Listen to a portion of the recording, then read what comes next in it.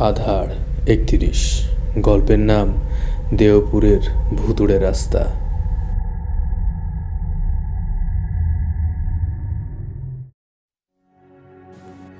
এই গল্পটি আমি আমার মা খালাদের মুখ থেকে শুনেছি। আমার মার চাচা মানে আমার নানা একবার একটি কাজ সেরে দেওপুর গ্রাম থেকে ফিরছিলেন।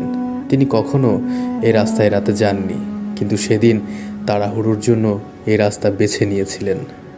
তখন শীতকাল এবং রাত 10টার মতো বাজছিল। যেহেতু গ্রাম, তার উপর লোকমুখে শোনা যায় যে দেওপুরের এই রাস্তাটা ভালো নয়, রাতের দিকে চলাচল নিষেধ। তখনকার সময়ে গাড়ি চলতো না এবং রাতও অনেক হয়ে গিয়েছিল। নানা রাস্তা দিয়ে হাঁটছিলেন। হঠাৎ তিনি লক্ষ্য করলেন তার পেছন পেছনে কেউ হাঁটছে। তিনি পেছনে ফিরে দেখলেন কেউ নেই। আবার হাঁটা শুরু করলেন। কিছুক্ষণ পর তিনি আবার অনুভব করলেন তার পেছনে কেউ হাঁটছে। তিনি পিছনে ফিরে দেখলেন একজন সাদা কাপড় পরা মহিলা তার পেছনে হাঁটছেন। নানা আবারও হাঁটা শুরু করলেন।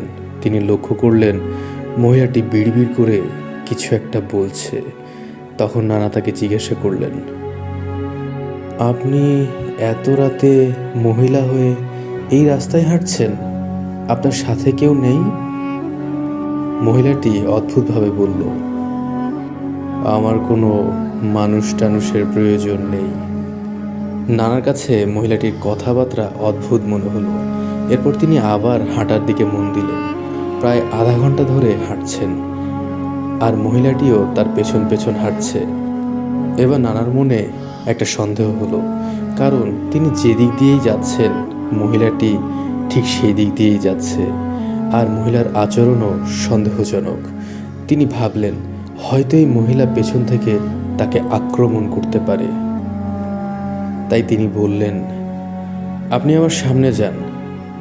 মহিলা বলল, আমার দরকার নাই সামনে যাবার। এবার নানা দ্রুত হাঁটা শুরু করলেন, কিন্তু মহিলাটিও তার পেছনে দ্রুত হাঁটা শুরু করলো। নানা দোয়া-দরুদ পড়তে শুরু করলেন। কিছুক্ষণ পর পেছনে ফিরে দেখলেন মহিলাটি অদৃশ্য হয়ে গেছে। হাঁটতে হাঁটতে তিনি একটি ব্রিজের ওপরে থামলেন। ব্রিজের দিকে তাকিয়ে দেখলেন ব্রিজের ওপরে একটি সাদা কাপড় লম্বা হয়ে বিছানো। তিনি কিছু বুঝতে পেরে তৎক্ষণাৎ বললেন, শোন, তুই যেই হোস না কেন এখনই এখান থেকে চলে যা। আমি চাইলে তোকে এক্ষুনি ধ্বংস করে দিতে পারি। নিজের ভালো চাইলে চলে যা। এ কথা বলেই তিনি আয়াতুল কুরসি এবং অন্যান্য দোয়া পড়ে তার সাথে থাকা ছাতাটি দিয়ে কাপড়টিতে ছোড়েন। সঙ্গে সঙ্গে কাপড়টি একসাথে ভাঁজ হয়ে ব্রিজের নিচে পড়ে গেল। এরপর তিনি আবার হাঁটা শুরু করলেন। যেহেতু জায়গাটি নির্জন এবং আশেপাশে কোনো বাড়ি দেখা যাচ্ছিল না, তাই তিনি হাঁটতে হাঁটতে কোনো একটি বাড়ির খোঁজ করতে লাগলেন। কিছুক্ষণ পর দূরে একটি বাড়ি দেখতে পেলেন। তিনি দৌড়াতে শুরু করলেন। দৌড়াতে দৌড়াতে তিনি হঠাৎ শুনতে পেলেন এক নারী কণ্ঠ বলছে, সিদ্দিকা রে সিদ্দিকা, তোর কপাল ভালো আছিল, আজকা তুই বাইসা গেছস, নাইলে আমি তোর মরণ দীক্ষা নিছিলাম। তিনি দৌড়ে গিয়ে ওই বাড়ির দরজার সামনে পড়লেন। বাড়ির লোকজন বের হয়ে তাকে উদ্ধার করলো। পরদিন সকালে তাকে বাড়ি পৌঁছে দেওয়া হলো। নানার মা তাকে বারবার বলতেন, তোর ওই রাস্তায় যাওয়া উচিত হয়নি, রাস্তাটা ভালো না।